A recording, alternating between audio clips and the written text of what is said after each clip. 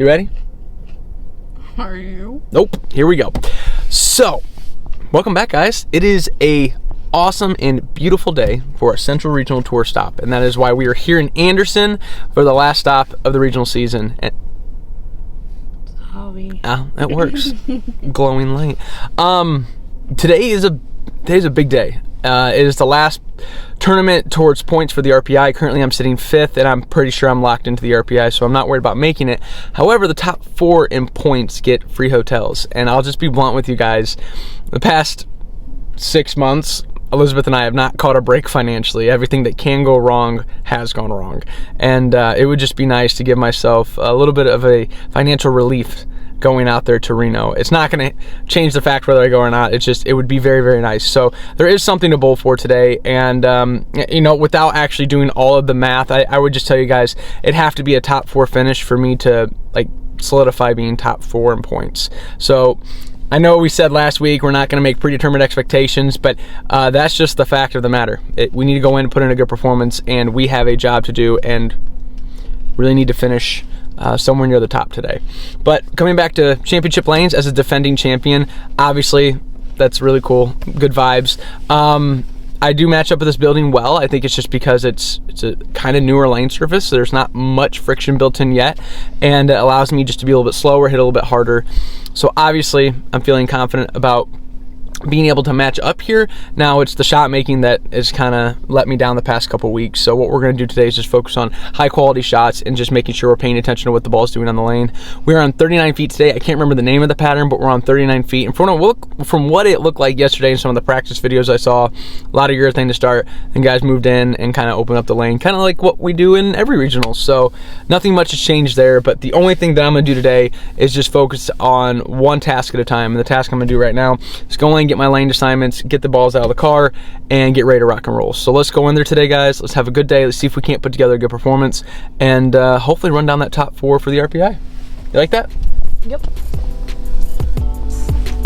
Let's go get it.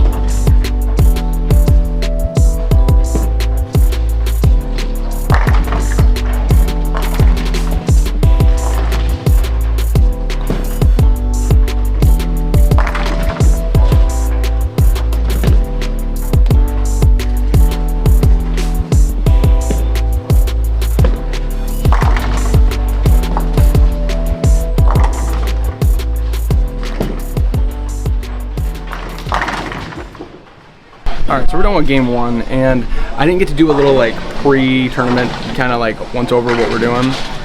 Basically, it is a urethane yam fest like it was last year. No different. So we're going to sit here and crush on urethane. You guys saw in that first game, I did throw a couple shots two-handed, and it actually worked out really well. That right lane was super, super tight. I made 4 shots with urethane two-handed on that lane.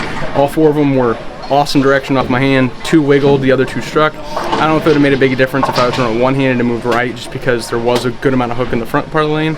I think it served its purpose well. We got a couple doubles, shot 2 teen. We're out of there. Now we're on to game 2. We're going back to one-handed though, just because I just don't quite have that confidence in the shot making two-handed. So we'll go back to one-handed, make some shots, and hopefully put together a really good day. Let's get it.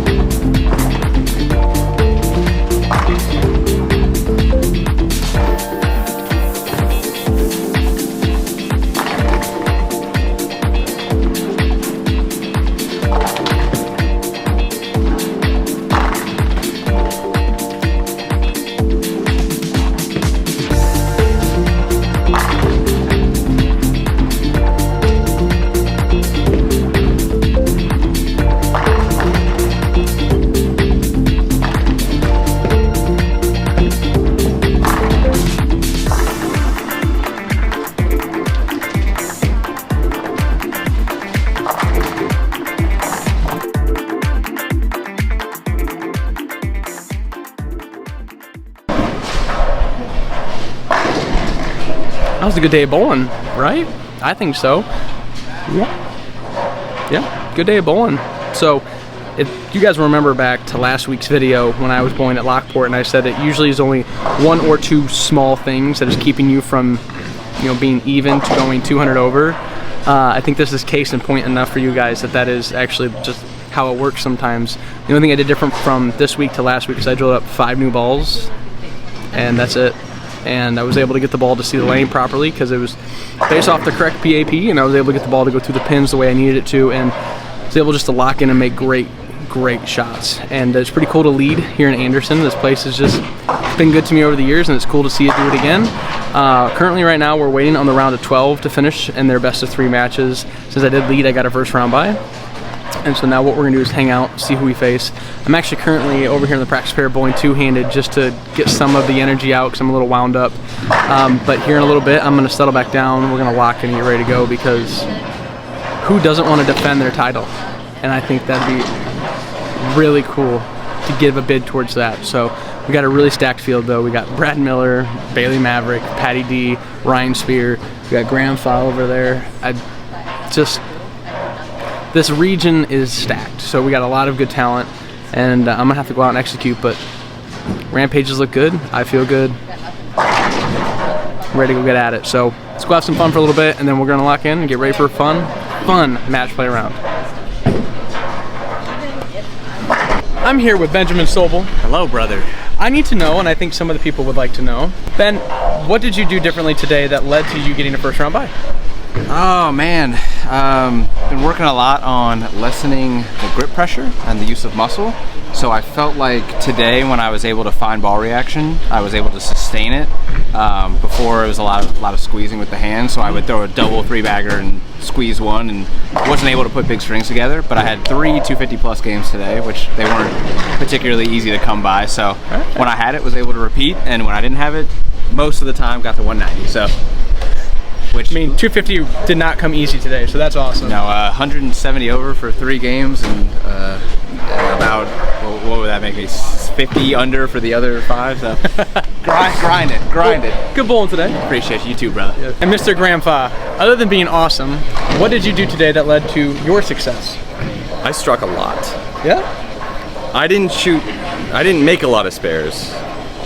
So that's rare for me. So I struck more than normal.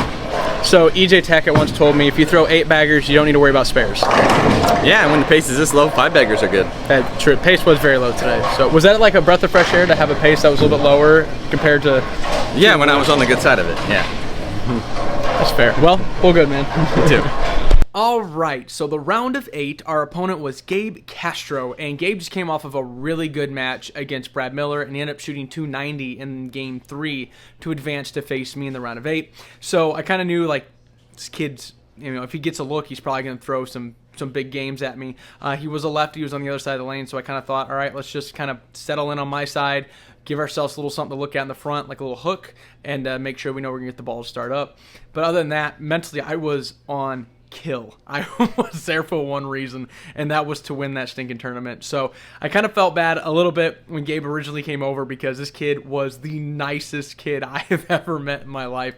He had a smile on his face that was just pure joy, and he was genuinely happy to be there, which was a good change of pace. Usually bowlers are, kind of cutthroat and at you a little bit when you're in match play such as that. So it was good to have a good change of pace with Gabe. But, for me, I was there for one reason. I was there to put his day to an end. For me, I was ready to get back to where I thought I needed to be, and that was in the winner's circle. So in the round of 8 here, I was really focused on staying on task, as in one thing at a time, picking up the ball, wiping off the ball, deep breaths, and looking at my target. Like, that was it. As simple and as straightforward as I can make it, because I was there to make shots and make a run at the title. So here we go into the round of 8 against Gabe Castro.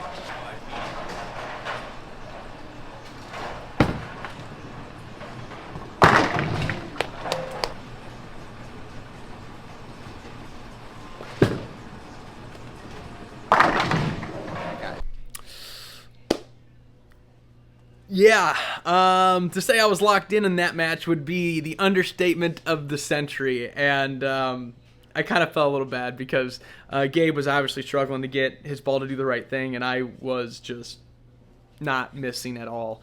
But that was the headspace I was in going into that match. I knew that I had a great look, and I knew if I could just get the ball to start up, I was going to get the ball to strike a lot, and sure enough, I did, but 560 for 2. Yeah, that's going out there and getting it. But it was, honestly, it's exactly what I expected. I really was. I was so locked in, and my ball was doing the right thing, and I just knew that if I would just make shots, the ball was going to strike. It did all day long. So great 2-game set there. I want to tip my cap to Gabe Castro. He's an awesome kid. I'm pretty sure he said he was a sophomore at Purdue. So, Gabe, I wish you the best, man. I really hope to see you back out there. We need more smiling personalities like yours out there on the regional tour. So I wish you the best of luck, man. But now we move into the round of 4, and now we're moving into a match that I actually was kind of concerned for, and that was my match against Benjamin Sobel. Ben just came off of this match with Bailey Maverick where Ben, he was gritty about it, man. He got in there and fought through the first 2 games, and then once Ben was able to win, I think he won game 2 after being down 1-0. Ben in the game 3 threw up 290, and I mean a great-looking 290. Like, his ball split the 8-9 every shot. And so as we're going into our match there, and we go from best of 3 now to a single game elimination in the round of 4, I knew that, okay, Ben's locked in. I'm going to have to make shots. You can't, unfortunately, I'm not going to have, 140 thrown at me. I'm going to have to go out and make shots because Ben's going to put up a number. So as we're going over to our pair, I'm really focused on one thing, and that is grabbing the right urethane ball. I had 3 of them up there, all drilled a little differently, and they all saw the lane just a smidgen differently. And so my whole process was, in the 5 minutes of practice we're given, make sure I see the bowling ball go down the lane fully. Not just what I want to see, but what exactly is this rock doing on the lane, and picking the right one and making sure that I make the right choice in ball selection and then execute and commit to that ball choice. So as we go into the round of 4 here against Ben, that's what's going through my head. But mentally, I was still in the same place. I was locked. I was on kill. I was ready to go make shots, and I was only focused on making better shots than my opponent and ready to go out and get it. So here we go into the round of 4 against Ben Sobel.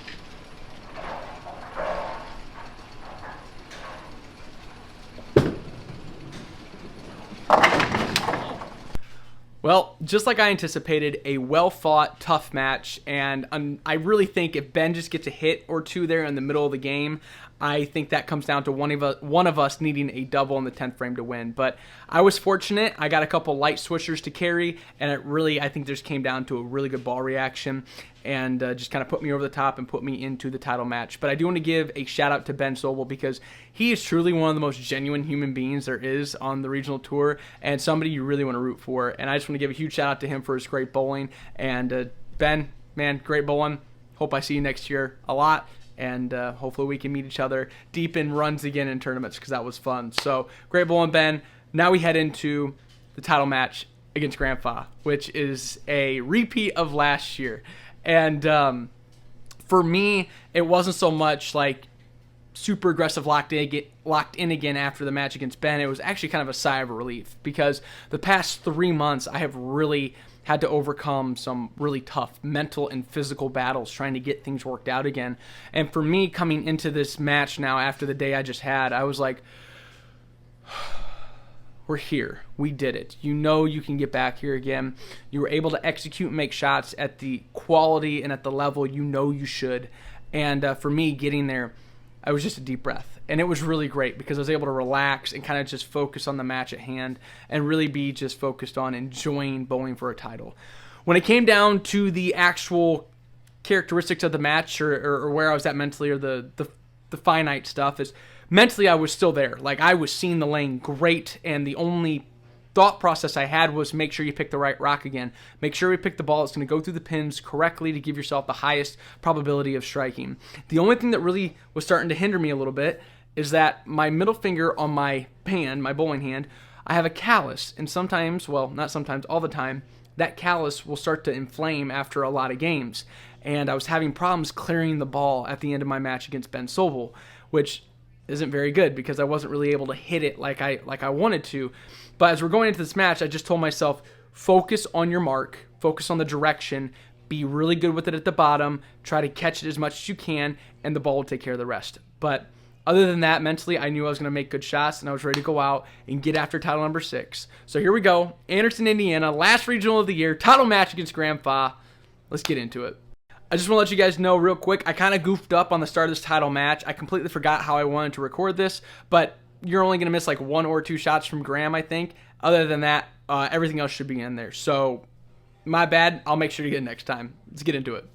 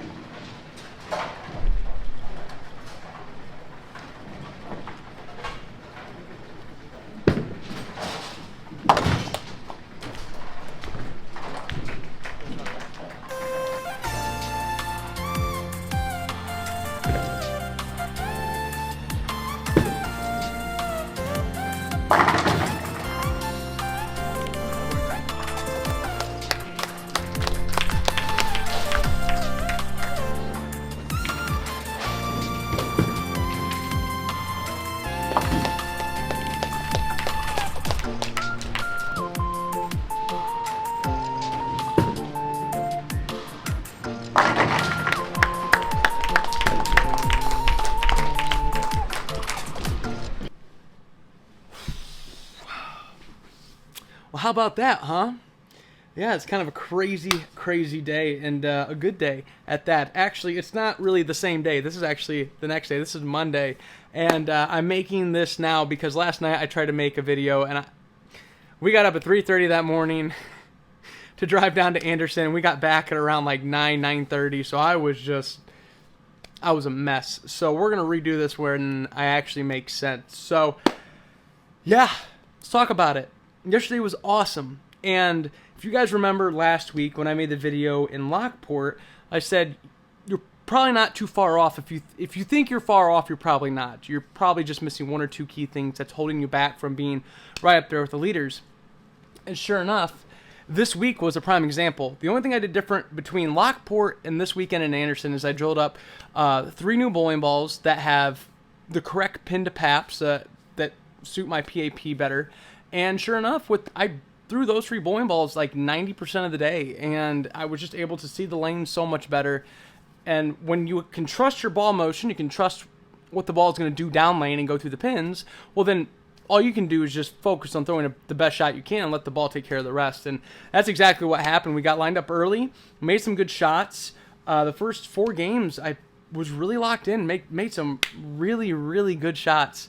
And then game 5 and 6 were 2 really good grinded out games. Actually, the 210 I bowled in game 5 was the best game I bowled all day. We were on a pair that was super tricky. I split 3 of my first 4 shots, and they were all good too. It wasn't like I threw it bad. It just, ball would wiggle or it would just see it too soon.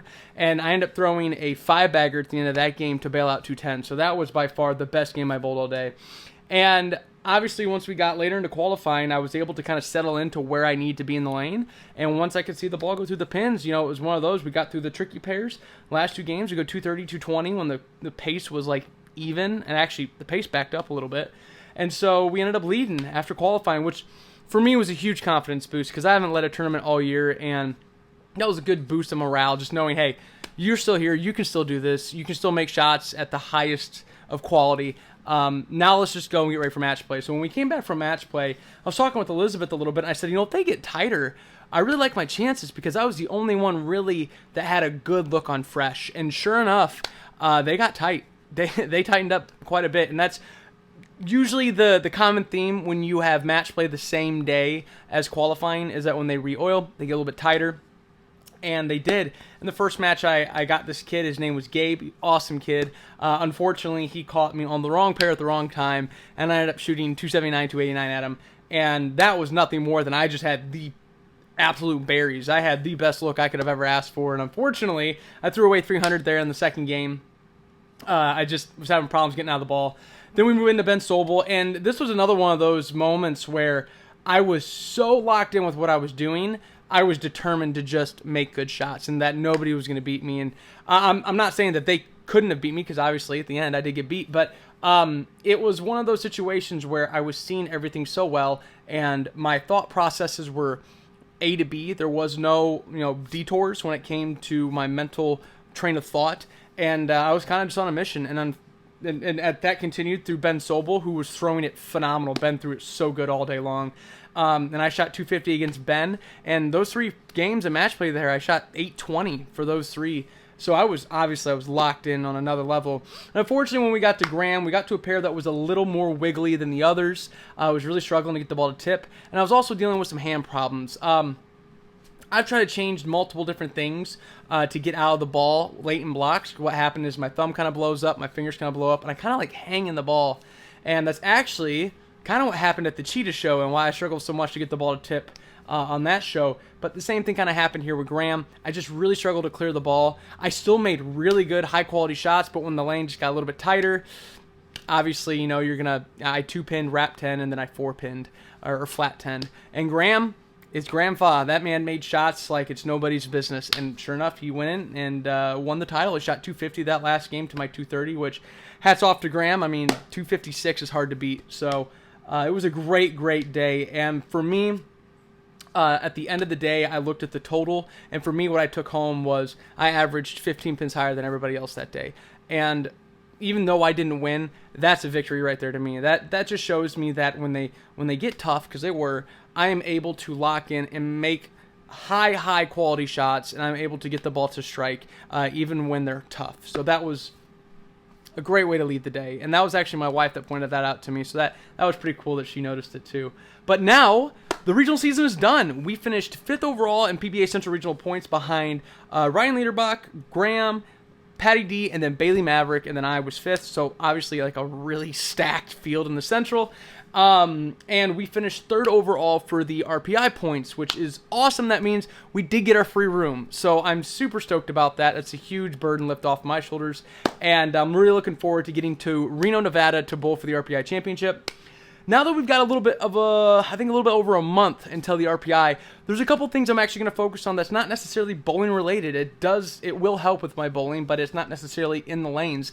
One thing I've noticed is that, yes, I've been going really hard at the gym, but my diet hasn't really been following suit, and I don't really like the way I feel or look right now. I kind of feel like slothy. I just don't feel or look good, and I want to change that, so I'm going to go out and really focus on the next 2 or 3 months as we lead up even into the national season, focusing on my diet and my nutrition and getting the whole roundness of my healthy lifestyle in check. And from there, we're just going to keep working on the physical game like we have been. Obviously, this weekend, I threw it amazing. I thought physically I was the best I've ever been. I really do.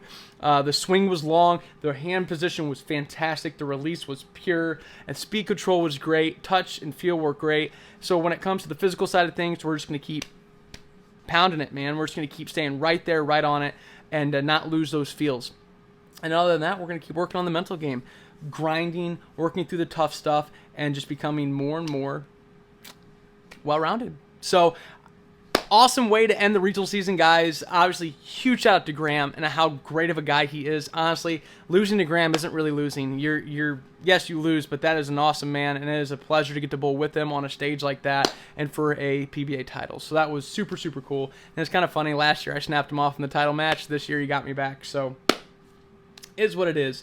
So huge shout out to Graham. Great bowling, Graham. Also, guys, I got to give my sponsors a shout out. Motive Bowling makes the best bowling equipment on the market. No ifs, ands, or buts. Get over to Motive Bowling. Get yourself a Tank Rampage Pro. They're kind of good. Also, huge shout out to Jopo Grips because, guys, Jopo, I just think you guys just need to give them a try because they have unbelievable inserts that do not break, and they have amazing grips that I am in love with. So go get yourself some Jopo Grips, and you won't regret it. Also, head over to Zello Gear. Get yourself some cool merch. Use ToeTap119 as a promo code on your checkout to get a discount off your purchase. And then also, guys, huge shout out to Genesis making the best tape on the market. I am blessed to have those guys or be a part of those teams. And hopefully we can go out and do something amazing at the RPI and maybe even next year on the national tour. So hope you guys enjoyed this. Looking forward to what's next. Keep everything straight off the hook. See ya.